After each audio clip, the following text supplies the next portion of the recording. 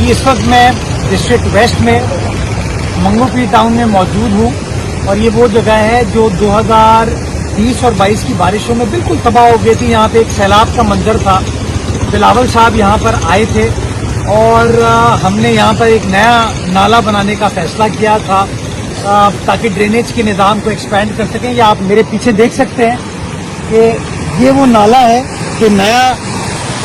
हमने बना के दिया था यहाँ की यूसुफ गोट की आवाम को, जिससे आप देख सकते हैं कि आज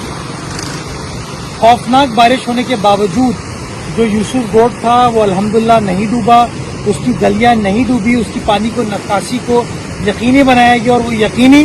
इस बड़े नाले की वजह से बनाया गया जो कि हमने बना के दिया था। और यहाँ पे हमारी यूसी चेयरपर्सन माशाल्लाह आपा जुबैदा मौजूद हैं। कराची की 2